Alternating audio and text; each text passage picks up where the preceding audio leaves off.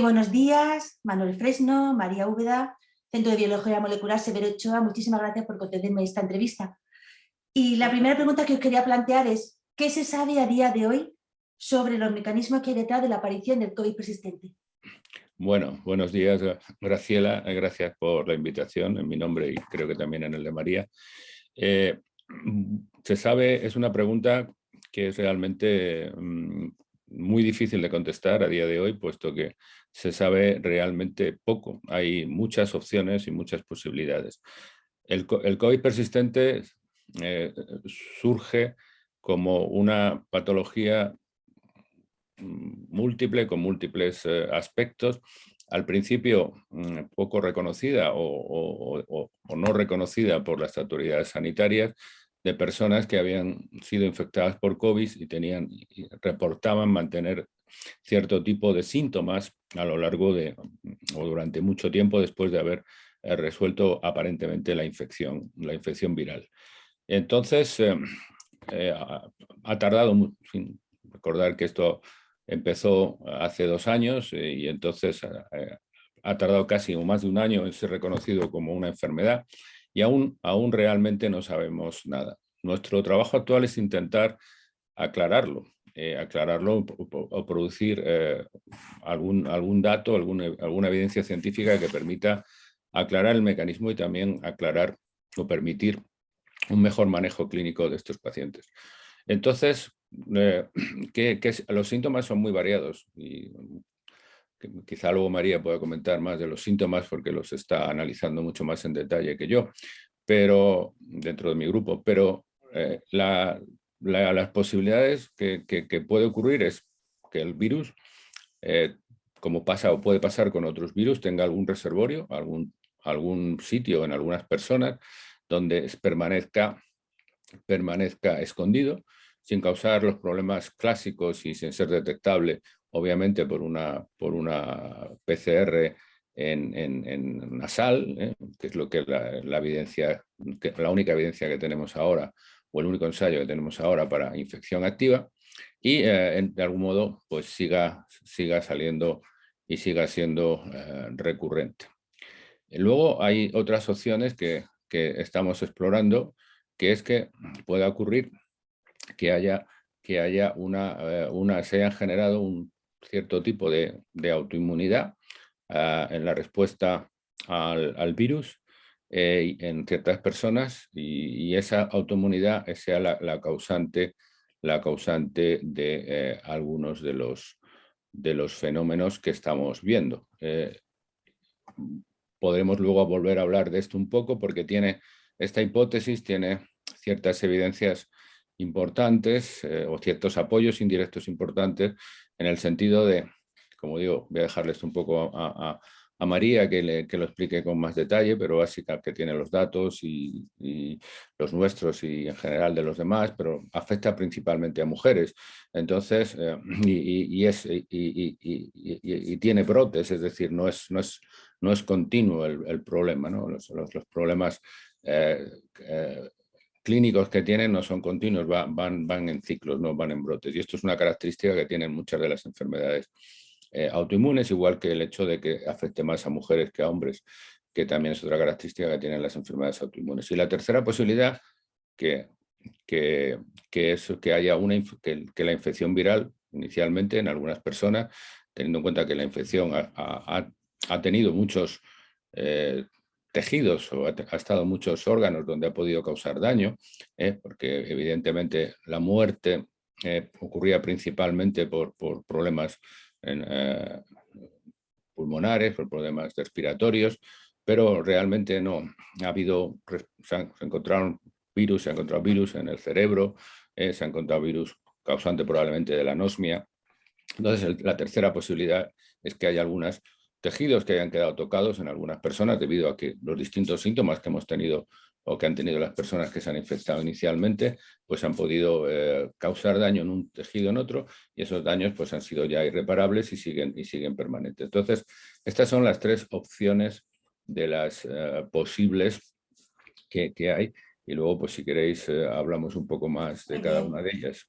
Muchas gracias, Manuel. María, entonces estaríamos hablando posiblemente de una enfermedad que podría ser denominada una nueva enfermedad autoinmune, o cuál sería la sospecha de cómo influye ahí la inmunidad. Sí, esa es una de las teorías y además en la que estamos trabajando nosotros, que precisamente el sistema inmune, al responder al virus, como si recordamos todos, el virus entra a través de la proteína S al unirse a nuestra proteína AC2, que la expresan nuestras células, se internaliza en la célula esa combinación de la S con AC2 y cuando hay algún linfocito que reconozca parte de los antígenos, se generen anticuerpos que o bien reconozcan a la proteína S o que bien se generen autoanticuerpos frente a la proteína AC2. Entonces estamos empezando a comprobar que en efecto hay un grupo de pacientes que tienen esos autoanticuerpos frente a la proteína AC2 y estamos intentando relacionarlo precisamente con la frecuencia de brotes, con la sintomatología del COVID persistente, porque se está viendo que mientras que los enfermos de COVID han sido los más graves, predominantemente hombres de avanzada edad, con determinadas patologías de base, la enfermedad del COVID persistente se está produciendo al contrario, en mujeres de mediana edad, entre 30 y muchos, 50 y pocos. Entonces, consideramos que el tema autoinmune pueda estar, porque las enfermedades autoinmunes son mayoritariamente, como ha dicho antes Manolo, de mujeres en esa franja de edad. María, para explicarlo, siempre un momento, no te quiero interrumpir, pero como es un tema muy complejo para explicar, Sí. Normalmente cuando decimos una enfermedad autoinmune, cuando el sistema inmunológico como que se nos vuelve en contra y nos ataca a nosotros mismos. Exactamente. Aquí, ¿cuál sería un poco, para que lo entienda todo el mundo, qué estaría haciendo el sistema inmunológico? El sistema inmune lo que está haciendo es que no está distinguiendo a la hora de generar los anticuerpos la proteína que es del virus y la proteína que forma parte de nuestras células. Entonces responde indistintamente en determinadas personas, generando anticuerpos que atacan a proteínas de nuestras células. Y creemos que eso puede ser el causante de la sintomatología del COVID persistente. Entre otros muchos, porque como ha dicho Manolo, es multifactorial. No decimos que a lo mejor todo el grupo de personas con COVID persistente tenga esta patología de origen autoinmune, porque puede ser por persistencia del virus, puede ser por daño de neuronas o de tejidos, pero creemos que hay un grupo de pacientes que debido a el tipo de manifestaciones que presenta pueda ser de origen autoinmune. Porque cuando hablamos del COVID persistente estamos además hablando de un rosario de síntomas muy amplio y además que aparecen en muy distintos momentos. ¿Esto se podría explicar mediante vuestro trabajo, esta teoría de que es una enfermedad autoinmune? Bueno, de hecho es un poco al contrario. Estamos intentando ver si hay alguna relación entre los autoanticuerpos frente a distintos componentes, como hemos dicho antes, de nuestras células y el tipo de sintomatología que presentan los pacientes. Queremos ver si hay algún tipo de relación, porque la mayoría de síntomas que presentan este grupo de, ya digo, generalmente mujeres, suelen ser desde temas neurológicos, temas osteoarticulares. Hay también un grupo de pacientes que tienen manifestaciones digestivas, cutáneas. O sea, el abanico de sintomatología es muy diverso y queremos ver si precisamente la presencia o no de autoanticuerpos y el tipo de autoanticuerpos que puedan ser frente a distintos tipos de proteínas propias pueden relacionarse con esa sintomatología. O sea, que estaríamos diciendo que el sistema inmune estaría atacando, ¿no? Por eso es autoinmune, en zonas tan distintas del organismo como puede ser, no sé, el cerebro o el estómago, o sea, en diferentes partes. ¿Sería una cosa así? Claro, porque date cuenta que esas proteínas propias que nosotros tenemos frente a las que está atacando el sistema inmune tienen un abanico de expresión multitejido. Entonces, dependiendo de la proteína frente a la que se exprese el anticuerpo, puede estar dando distintas manifestaciones. Incluso la proteína AC2, que es la que utiliza el virus para entrar en nuestras células, también sabemos que no se expresa igual en todos los tejidos. Perdona, si queréis Sí. incidir sobre este tema, o sea, decir, es verdad que o sea, el sistema inmune normalmente no responde contra nosotros mismos, contra proteínas nuestras, ¿no? Entonces, esto Sin embargo, esta es una situación donde hay cuando llega el virus, hay una destrucción tisular y aparecen pueden aparecer muchos anticuerpos, pero generalmente muchos antígenos nuevos, muchas proteínas propias que aparecen y que puede el sistema inmune confundirse y formar una respuesta contra ello. Entonces, estos son los mismos mecanismos que ocurren en por qué en algunas condiciones, como ha dicho muy bien María, principalmente mujeres de edad intermedia, pues son aquellos casos donde hay más enfermedades autoinmunes clásicas, es decir, lupus o cualquier otra, ¿no? Entonces, y en este caso coincide la franja de edad, ¿no? Con los que tienen COVID persistente. Esa es una coincidencia. Las coincidencias obviamente son positivas para las hipótesis, pero no confirman ninguna hipótesis. Entonces, es posible que los distintos síntomas, como he dicho antes, tengan esta causa, las posibles hipótesis pueden ser, no son digamos, excluyentes. Puede haber más de una operando para un síntoma u otro, o incluso en una misma persona, ¿no?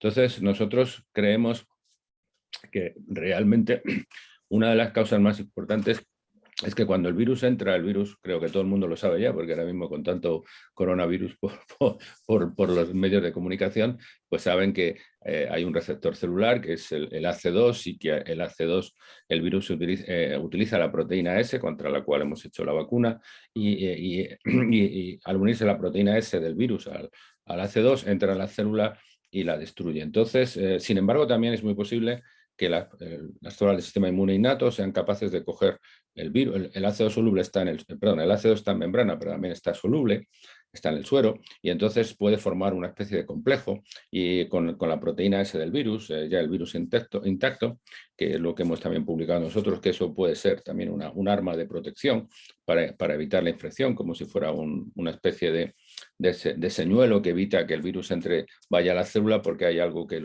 en el suero que lo neutraliza antes, ¿no? Que sería el AC2. Pero eso puede tener un peaje a pagar. El peaje a pagar es que la célula del sistema inmune fagocítica que va a coger ese virus y va a ayudar a destruirlo, se lleva no solo el virus, sino se lleva AC2. Y AC2 pues es capaz entonces pueden formar anticuerpos equivocadamente, no solo contra el virus, que son positivos, sino también contra AC2. Y AC2 es una proteína muy importante porque pertenece al conjunto del sistema que se llama renina-angiotensina, que causa o controla muchos aspectos, desde la tensión hasta el cansancio, el dolor de cabeza, etcétera, etcétera. Incluso pues, la respuesta inmune adaptativa. Entonces, el hecho de que el AC2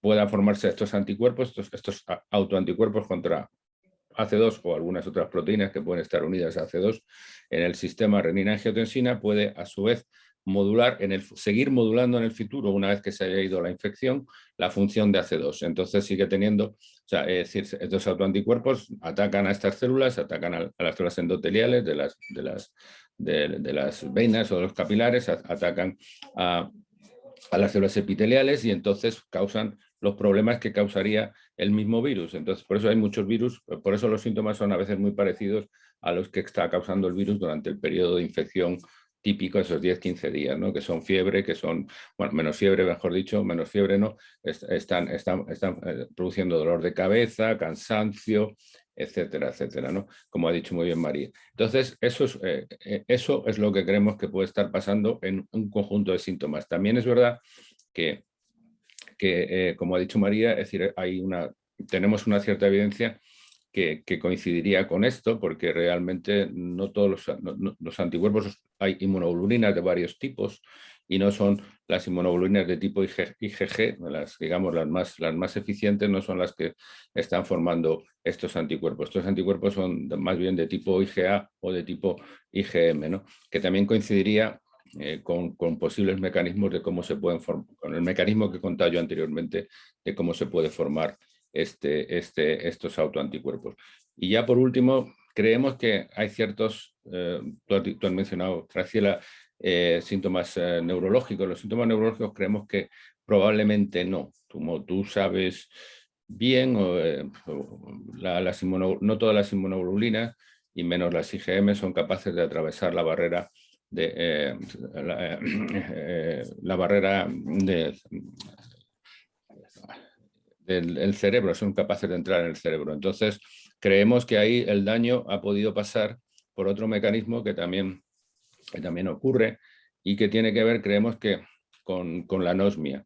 Los pacientes que tienen anosmia es lo más probable, y lo que está más o menos no completamente descrito, pero parece que por ahí van los tiros, es que el virus sube a través de las terminales nerviosas del bulbo olfatorio. Y entonces esa gente que tiene ahí tiene un pequeño y causa un pequeño daño, lo infecta esas células, es una entrada distinta. Entonces ahí hay ciertos síntomas que se pueden mantener porque haya destrucción de neuronas. Y lo que he hablado antes de que el virus es capaz de destruir tejidos, si hay algún tejido que no se renueva es el tejido neuronal, ¿no? El tejido cerebral, las neuronas. Entonces probablemente si ha habido algún daño inicial en las neuronas, esas neuronas no van a estar. Y la zona del bulbo olfativo está asociada a ciertos, también es una zona en el cerebro que controla otros aspectos que suelen estar asociados a los aspectos neurológicos del COVID persistente. Entonces, lo que ha dicho María, lo que nosotros estamos intentando hacer es ver si realmente, por ejemplo, tanto para biomarcadores, es decir, para ayudar a los clínicos a definir bien el grupo, como para, en el futuro, el tratamiento, lo ideal sería decir, bueno, pues, por ejemplo, los neurológicos no son debidos a autoanticuerpos, entonces son debidos a daño cerebral permanente, pequeño o grande, más bien pequeño, pero también grande, y esos a lo mejor no los podemos tratar con nada, mientras que a lo mejor los vasculares, digamos, dolores osteoarticulares, etcétera, etcétera, cansancio, fatiga, todos esos los podemos tratar a lo mejor y son debidos a la presencia continua de autoanticuerpos. Entonces se pueden tratar a lo mejor como alguna enfermedad autoinmune, que no es que sean muy fácilmente tratables, pero puede ser tratable. Pero pronto habría un tratamiento, que ahora mismo los clínicos también se quejan de eso, y que además ahora mismo el sistema sanitario no lo ha incorporado como enfermedad multidisciplinar, o sea que tiene que tener un tratamiento multidisciplinar, ¿no? En este momento lo que necesitan precisamente, ¿no?, es conocer estos mecanismos, ¿no?, de cómo se produce. Y de hecho estamos consiguiendo bastantes voluntarios para estudiar en las muestras que nos están proporcionando de manera completamente altruista, ¿no? Viene mucha gente porque lo que les interesa precisamente es a ver si se consigue dar con algo, primero, que les permita realmente ser reconocidos como una enfermedad, como una secuela de haber sido infectados por el COVID, no como ocurría al principio, que era como, bueno, es que no, al principio la gente tenía muchas dudas sobre que realmente esto del COVID persistente fuera una enfermedad. Entonces, como te digo, tenemos muchísimos voluntarios queriendo cedernos muestras a ver si damos con una causa, algo que ayude en la sintomatología, algo que les permita realmente defenderse, digamos, de todas estas primeras hipótesis de que no era más que gente que bueno, claro. que a raíz de ser infectados querían un poco alargar, ¿no?, la situación de la baja laboral o alguna cosa. María, ¿y cómo influye la vacunación? Porque si es una enfermedad autoinmune, y la vacunación no protegería, ¿o sí? A ver, hay también varias hipótesis al respecto y no me quiero, mira, Manolo se sonríe. Lo que se sepa hasta ahora, si no se sabe mucho, sí, es que lo digo porque ha habido incluso veces en que decían que la vacunación mejoraba los síntomas del COVID persistente, cuando había una sospecha de que era por el virus que estaba como acantonado, ¿no?, por decirlo de alguna manera. Sí, pero en este caso la parte autoinmune, ¿no?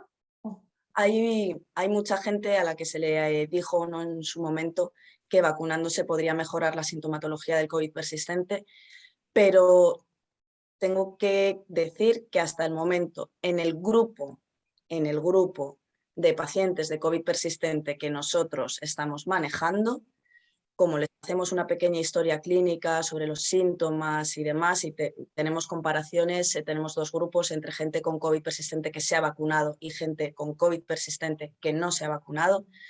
Hasta la fecha, los datos preliminares parecen indicar que la vacunación no ha mejorado los síntomas en este grupo de pacientes. Muy bien. De hecho, hay una teoría sobre que, todavía no está demostrada, que precisamente como la vacuna lo que hace es provocar la síntesis de proteína S en el organismo para que el sistema inmune induzca anticuerpos frente a ese aumento artificial, artefactual de proteína S en el organismo, al unirse a la proteína AC2 puede también, incluso en algún grupo de individuos, generar efectos autoinmunes.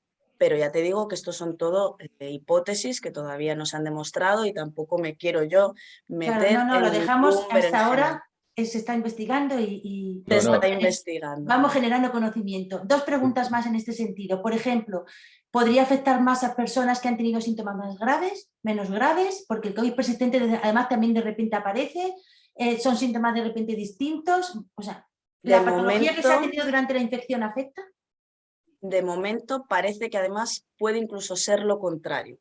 La gente que padece COVID persistente son individuos que la gravedad durante la infección ha sido menor. No significa que sean el 100%. Quiero decir, ha habido pacientes que han tenido un ingreso hospitalario, han estado con neumonía bilateral, con unos síntomas gravísimos y ahora tienen también COVID persistente.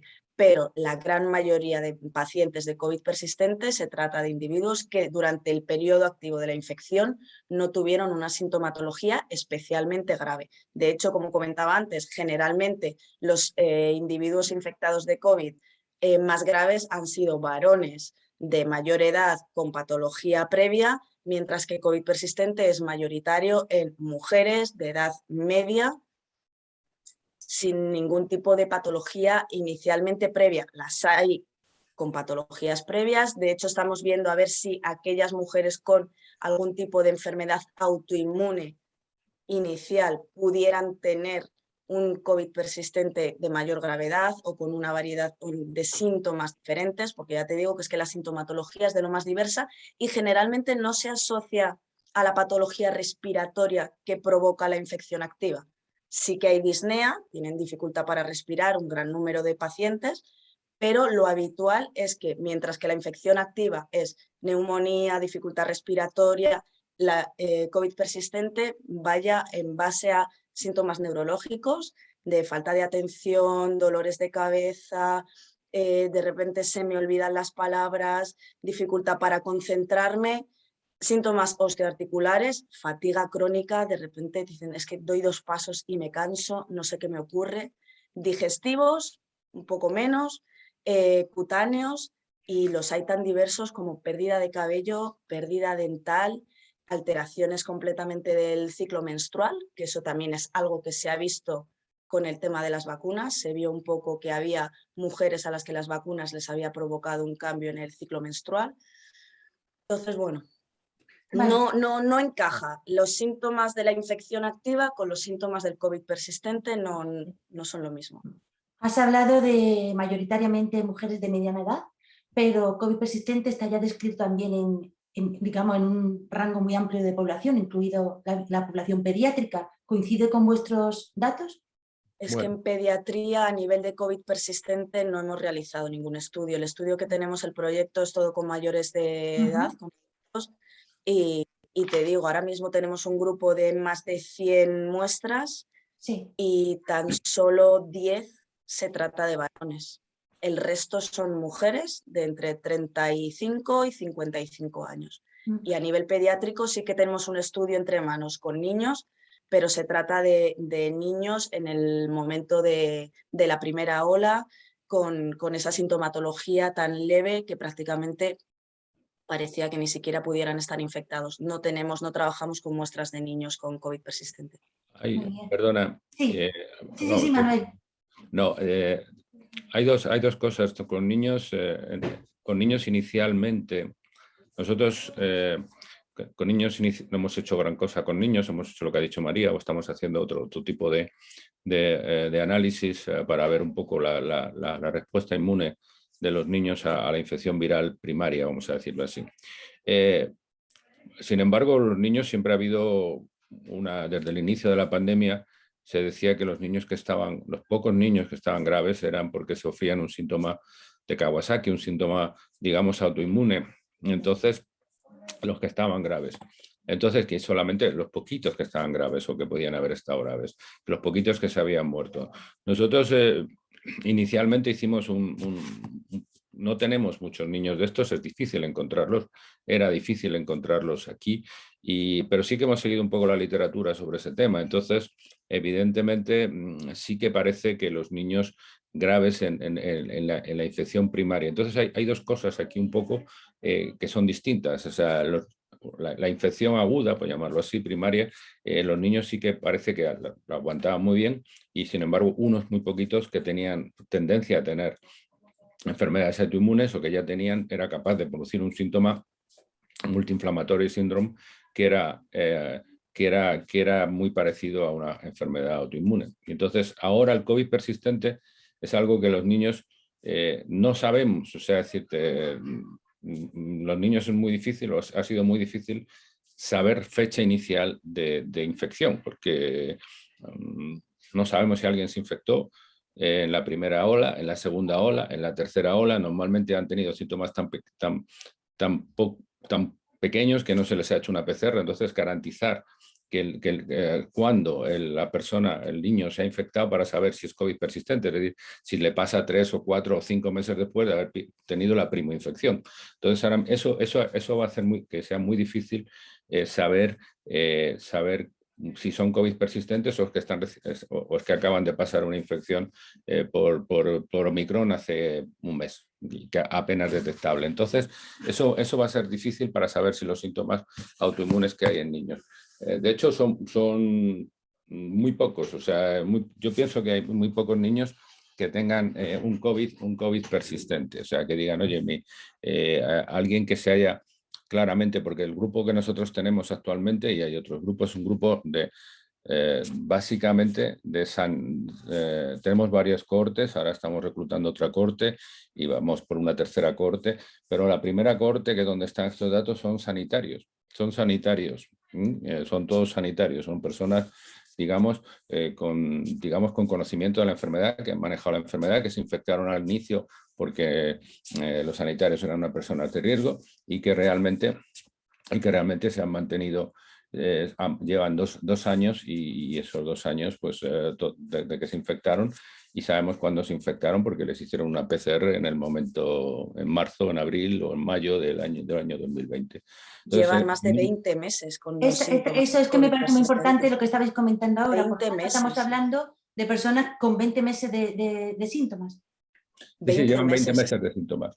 Llevan algunos 20 meses de síntomas y entonces ahí hay una cosa que ha dicho María que a lo mejor ha podido pasar desapercibida. Entonces tenemos gente, estamos reclutando muestras ahora y en fin, muestras de varios tipos, de saliva también, por ver algunas otras condiciones. Y una cosa que queremos hacer también es ver una pregunta que tú has hecho, ver si conseguimos saber la influencia de la vacunación en el COVID persistente. O sea, de alguna manera, evidentemente, teniendo un conjunto de pacientes heterogéneos, que al menos 3 o 4 grupos, que es lo que estamos nosotros ahora mismo dividiendo, podríamos dividir en 3 o 4 grupos distintos. Claramente creo que los neuronales, como ha dicho María, aquellos que realmente tienen estas pérdidas de memoria, etcétera, etcétera, los dolores de cabeza es muy poco específico, pero bueno, algunas otras de las cosas de pérdida de atención, todo eso son realmente curiosos, son zonas del cerebro cercanas al bulbo olfatorio, por lo tanto el virus podía estar ahí, si ha entrado al bulbo olfatorio, como he dicho antes, y haber hecho un pequeño destrozo y eso no tener nada que ver con los anticuerpos. Pero ver la influencia de la vacuna, ver si la vacuna realmente puede mejorar o empeorar. Eso les ha empeorado la vacuna. Sí, la mayor parte... Solo no les ha mejorado, sino que les ha empeorado el hecho de vacunarse. Eso es el tema y por eso ha dicho ella que todavía tenemos sanitarios 2 años después que no están vacunados, que se niegan a vacunarse, porque han visto a sus compañeros, porque han tenido COVID persistente y han visto a sus compañeros que les ha empeorado el COVID persistente. Entonces eso es un grupo, o sea, evidentemente los grupos pequeños no hacen estadística ni tampoco y puede ser bastante sesgado, ¿no? Pero sí realmente porque claro, ahora mismo con muestras que estamos sacando ahora y que vamos a seguir sacando, sorprende que haya gente sin vacunar en España, es decir, que comprende que haya gente sin vacunar, pero la hay porque tienen miedo y es verdad que es un poco, eso estaría de acuerdo, como has dicho tú, en que si volvemos a vacunar y seguimos vacunando, evidentemente y hemos generado unos autoanticuerpos y estamos vacunando con la proteína S, que otra cosa es si realmente lo que yo sería partidario a partir de ahora, es decir, o incluso antes, es decir, olvidarnos de las vacunas que tenemos y hacer una segunda generación de vacunas contra virus entero, contra otras proteínas del virus que puedan mantener otro tipo de inmunidad distinta y no seguir insistiendo en terceras, cuartas o quintas dosis de esta misma vacuna contra el virus Wuhan, que ya hace tiempo que el virus desapareció, la cepa Wuhan. Creo que sería por eso todavía hay mucha gente que, como he dicho antes, que tenemos y que no tiene vacuna. Y es un colectivo que es el colectivo sanitario, básicamente los que se están negando a vacunar. Tenemos todavía sanitarios que se han negado a vacunar porque han pasado el COVID persistente, porque cuando le ofrecieron la vacuna un año después a sus compañeros les empeoró los síntomas y que entonces se niegan y han pasado 2 años y se niegan a estar vacunados. Piensan también Pero dicho esto, yo no quiero que se quede la gente con la idea de que no hay que vacunarse, ni muchísimo menos. Muy importante, estamos hablando de persistente que empeore la vacuna. Exacto. Y que no mejore, sí. no que no se vacune. O sea, por favor, la vacuna... Que no se malinterprete, por favor, que nos metemos aquí en un berenjenal. Todo lo contrario, yo creo que estamos todos de acuerdo en que hay que vacunarse para prevenir lo que es la enfermedad grave, la severidad y la hospitalización, como de hecho nos han dicho que para lo que valen estas vacunas, pero estamos hablando de utilizar la vacuna una vez que has tenido COVID persistente, o sea, que ya has desarrollado los síntomas del COVID persistente. ¿Es eso? Sí, o sea, yo agradezco a María que lo diga, quiero decir, no estamos hablando, las vacunas han sido fundamentales en evitar la enorme mortalidad, la mortalidad sobre todo en los grupos de riesgo, y ha sido fundamental. Y de hecho, cualquiera de los estudios de todas las vacunas, de las vacunas donde han hecho su mayor incidencia es en evitar la mortalidad en las personas de riesgo, que eran las que antes morían. Ha sido espectacular. Los datos en las residencias españolas de mayores, las residencias de mayores, al mes de haber empezado la vacunación no había ningún muerto, o sea, habían desaparecido completamente los muertos. Por lo tanto, es una cosa. Y ese tipo de personas, pues incluso puede ser positivo, digamos, vacunaciones, segundas, terceras o cuartas vacunas. Lo que sí, y decir que la vacunación ha sido fundamental, y que hay que estar todos vacunados. Pero sí que es verdad que un debate, y es un debate que en algunas personas que están teniendo síntomas y siguen teniendo síntomas un año después de haber tenido la infección, pues obligarles o recomendarles la vacuna, habría que tener un poco más de estudios, es decir, es lo que estamos diciendo, o sea, no es una cosa obligatoria, no debía ser obligatoria, que no lo es, pero que no debía ser obligatoria ni tampoco mal vista en algunas personas que han tenido un problema. Habría que estudiar ese problema y obviamente es lo que pretendemos nosotros contribuir a ver si realmente podemos analizar los efectos pre y post vacunales que son difíciles en estas personas de COVID persistente, ¿no? Y eso, me parece importantísimo este matiz. Perdona, simplemente que me parece importantísimo cómo habéis hecho esta aclaración y también es muy importante de cara a esta presión que ha habido para el pasaporte COVID y todas estas cosas. Claro, o sea, hay que estudiar. Lo que creemos es que hay que trabajar en diferentes tipos de vacunación, que no se centren todos en la proteína S en base a los estudios que se están empezando a publicar, el grupo de personas con COVID persistente, los autoanticuerpos, etcétera, etcétera. Hay que vacunarse, eso es fundamental y ha quedado más que evidente, pero sí que hay que promover el trabajo hacia otras vías, a otras variantes de vacuna, no centradas todos en proteína S, sino en otras proteínas del virus, y dejar de insistir tanto en esa, como decía Manolo, repetir dosis, terceras, cuartas, quintas, porque a lo mejor un par de ellas son muy positivas y son necesarias y hay que ponérselas, pero más allá de eso, que las continuas vacunas fueran modificándose. Pues muchísimas gracias por esa aclaración. Me queda una pregunta y ya pasamos a alguna conclusión que queráis indicar. Omicron está barriendo, quiero decir, ha llegado el virus para infectar ya prácticamente, parece que es a lo que no nos habíamos infectado, caemos en Omicron, con sus diferentes subvariantes, sublinajes o tal. Mi pregunta es si con Omicron vamos a esperar un aumento importante de COVID persistente, el porcentaje va a ser mayor de población, dado que hay un porcentaje cada vez mayor de personas que se infectan, ¿o no? Bueno, Pues perdón, no, ¿quién perdona, contesta?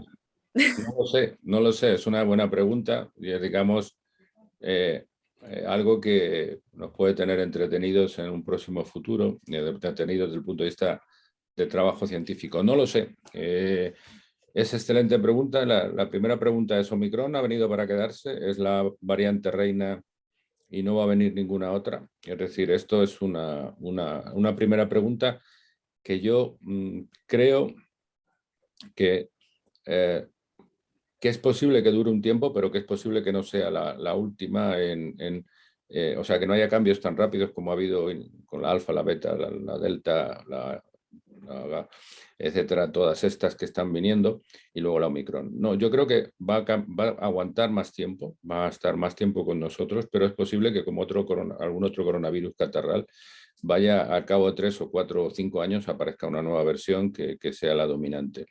Y la sustituya por... Ahora mismo es difícil porque realmente es una variante muy transmisible, es una variante muy transmisible, ¿no? También es bastante menos patogénica en principio, incluso en personas no vacunadas. Es decir, yo creo que el esfuerzo principal debería ser vacunar África, por ejemplo, a los países en desarrollo, para evitar, digamos, la aparición de variantes diferentes, pero porque es posible, es muy posible que podamos controlar Omicron, que Omicron desaparezca o haya poco. Entonces, si realmente vuelve una variante africana en este momento, una nueva variante distinta, cuando ya no esté circulando Omicron, porque ahora Omicron circula mucho y por lo tanto está permanentemente, realmente tenemos una frecuencia muy alta, hablando de España y en general hablando también de Europa o de los países digamos, del primer mundo, los más avanzados, pues circulan las variantes, están circulando a una velocidad que no son no están demasiado relacionadas, me refiero, relacionadas no por relación de causa-efecto, sino no tienen las mismas parámetros que tienen otras enfermedades virales que tenemos o que hemos sufrido en invierno, por ejemplo, el coronavirus normal. Un coronavirus catarral normal que sí que aparecía, había un tal, pero luego desaparecía durante los meses de buen tiempo. Entonces aquí, de momento, Omicron está con nosotros, está circulando y parece que va a seguir circulando, o sea, decirte, al ritmo que vamos, porque no se va a ir, o sea, no se va a ir por dos motivos. Primero, porque tiene los vacunados tampoco nos protege de la infección primaria y vamos a tener una pequeña infección y al final va a seguir aquí. O sea, yo creo que este ciclo estacional que tenían otros coronavirus, otros virus respiratorios, más en invierno y menos en verano, pues o hay suerte o si no, visto estos tipos de coronavirus, va a seguir estando en verano. Entonces va a seguir circulando mucho tiempo. Y eso a lo mejor es hasta bueno. Quiero decir, es hasta bueno porque va a impedir que esté aquí con nosotros, no es una variante muy letal y que impida por competición que llegue otra más variante más letal, ¿no? Y desde luego, si es así, en cualquier caso, esto plantea también una disquisición mental sobre si realmente necesitamos una vacuna contra Omicron o una vacuna contra diferente. Yo creo que, como ha dicho María, creo que es el momento. Hay muchas empresas, muchas farmacéuticas que están dedicándose a hacer vacunas. En España pues tenemos a Mariano Esteban, pero bueno, me parece que ha tirado un poco la toalla sobre sobre la vacuna, pero es una proteína S, pero cambio el enfoque de Luis Juan es sobre un virus atenuado, etcétera, etcétera, que pueda tener una inmunidad mucho más global. Podría ser un enfoque para tener, digamos, una respuesta que ya nos cubra primero esta y otras variantes, ¿no? Porque yo creo que la respuesta a la vacunación contra el COVID ha sido espectacular. O sea, yo no me creía que en 6 meses pudiéramos tener una vacuna. O sea, esto no lo hemos tenido, hemos generado, esto es un hito de la ciencia y un hito de la sociedad moderna, de mucha gente, y que ha permitido tener una vacuna, pero yo creo que eso no quita para que, como hemos dicho ahora, que exploremos otras vías que permitan, digamos, controlar nuevas variantes y no depender de este ciclo de olas, que este ciclo de olas depende mucho de la proteína S. Entonces, vacunas que... Pero bueno, que volviendo un poco a la pregunta sobre si Omicron va a causar también COVID persistente, pues en unos meses seguramente lo sabremos, pero es verdad que hasta el momento la mayor frecuencia, la mayor proporción de pacientes que tenemos de COVID persistente son de la primera ola. Ya te digo que la gran mayoría de muestras de estos de sanitarios que comentaba Manolo, que están colaborando con nosotros desde el CSIC, estamos hablando de gente con 20 meses de sintomatología. Todavía no hemos empezado a tener voluntarios que se hayan infectado con Omicron, que llevamos con Omicron pues aquí en España básicamente desde Navidades. Diciembre y enero fue brutal. Entonces todavía no hemos empezado a tener pacientes que hayan acudido a consultas hospitalarias o con los médicos que tenemos de atención temprana con los que colaboramos de distintas comunidades, porque no estamos trabajando solo con muestras de Madrid, trabajamos con muestras de País Vasco, Cataluña, van a venir también desde Aragón.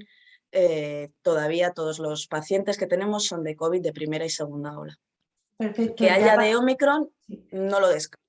Pero... No se puede descartar, pero es muy posible. O sea, yo creo que una de las posibles ventajas de las vacunas, o sea, es decir, de la gente vacunada y infectada posteriormente, es que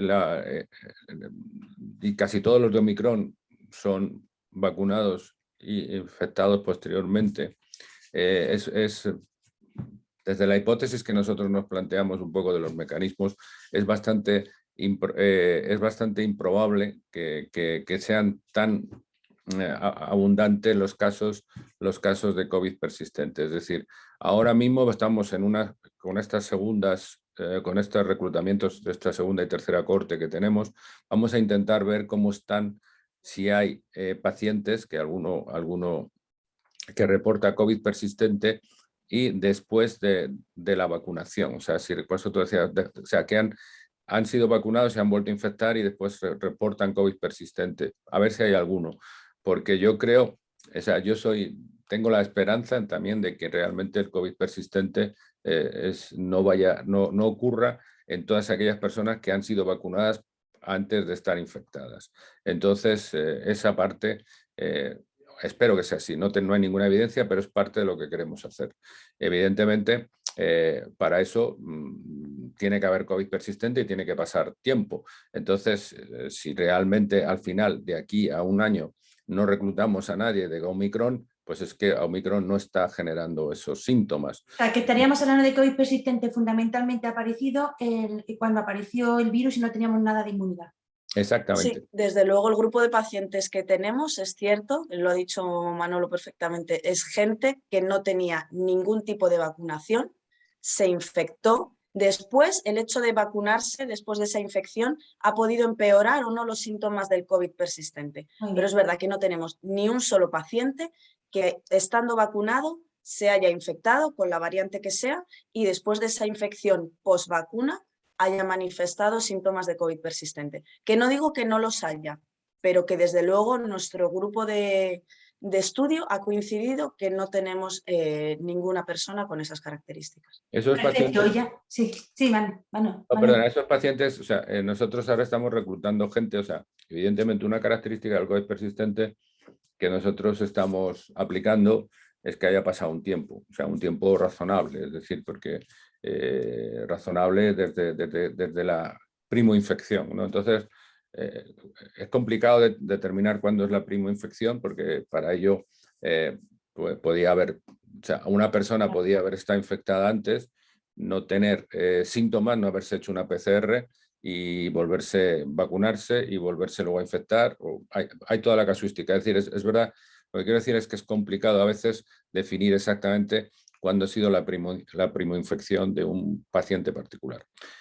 Tenemos herramientas, pero no todas las que nos gustaría. Pero ahora mismo estamos en este reclutamiento de Hecho María, de otras cohortes, del País Vasco, de Aragón, etcétera, etcétera, que son gente que viene ya, probablemente algunas de ellas pueden venir, están yendo al médico ahora, digamos, para decir, oye, que ellos siguen teniendo problemas. Entonces, esta gente no es una gente que fue porque estos de esta primera corte que nosotros tenemos son gente que empezó a definir más o menos, y ya habían pasado mucho tiempo, pero empezó a definir sus síntomas un año después, año y pico después. Oye, que llevo, o sea, estamos hablando de gente de mayo del 2021, septiembre del 2000, que es cuando empezamos a reclutar estas muestras, septiembre del 2021. Entonces, ahora mismo lo que quiero decir es que esta gente que puede ir al médico ahora por primera vez diciendo que tiene COVID persistente, es bastante poco probable que sea la persona que lleva padeciendo síntomas desde marzo del 20. Vale, entendido. Muy bien. Entonces, es muy posible que ahora empecemos a reclutar algunas personas que digan, oye, mira, yo es que soy de la tercera ola, o yo es que soy después de vacunarme. Entonces, ahora mismo es posible que podamos ver si hay alguno, pero yo tengo la sensación, o sea, es una sensación, y me gustaría no equivocarme, de que la vacunación ha impedido que la gente tenga síntomas de COVID persistente, que es otra de las cosas buenas, independientemente Claro que sí. que hemos dicho antes, algunas de las cosas que digamos, ¿no? En alguna gente que ya está infectada, pues hemos aclarado que convendría a lo mejor estudiar mejor ese grupo y definirlo con algún otro tipo de vacunas nuevas. Perfecto, muy bien. Y ya mi última pregunta, que es la pregunta pues, más lógica, ¿no? Tenemos un montón de personas ahora mismo con este problema de COVID persistente, aún no hay un tratamiento definido. Vuestra investigación es clave no solo para entender los mecanismos, sino para poder aplicar tratamientos, ¿no?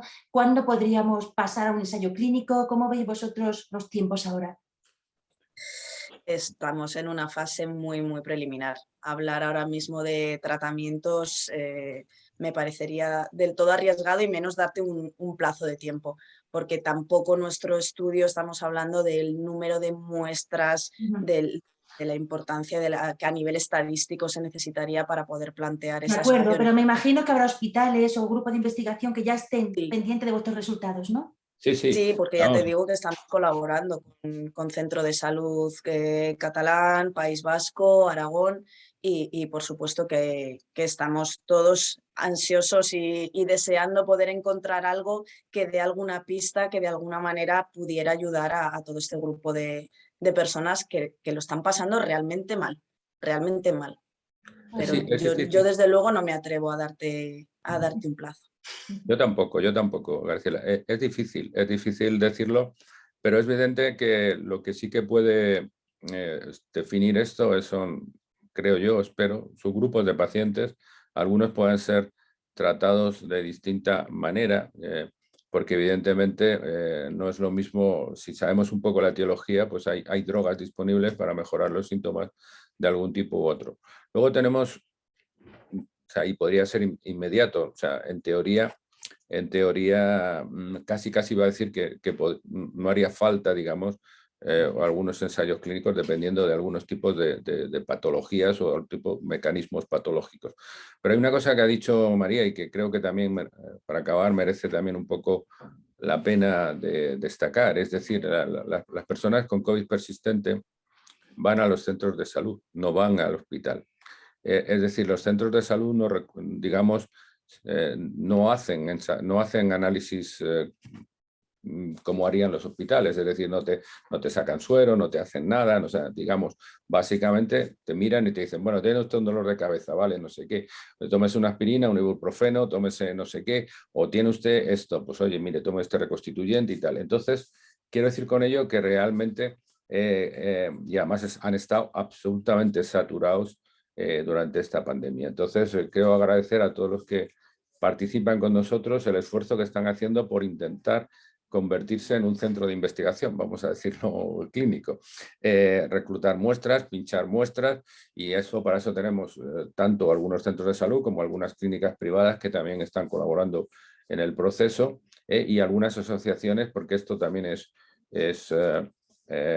importante, es decir, las propias asociaciones de COVID persistentes son las que están moviendo la mayor parte de estos estudios para, digamos, de una manera totalmente libre y de una manera totalmente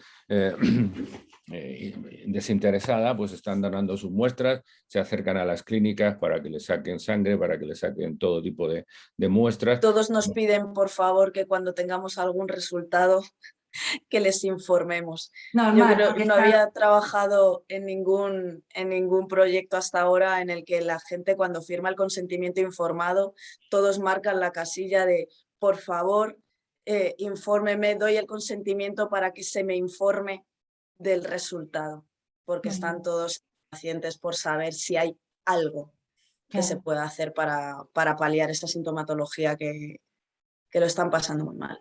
Lógicamente. Bueno, pues muchísimas gracias por vuestra entrevista, María Úbeda. Gracias a ti. Manuel Fresno, y yo me uno a esa petición de ganas de saber primero, entender qué está pasando con el COVID persistente, cuáles son esos mecanismos y poder iniciar tratamientos y mejorar la vida de las personas que lo están pasando tan mal.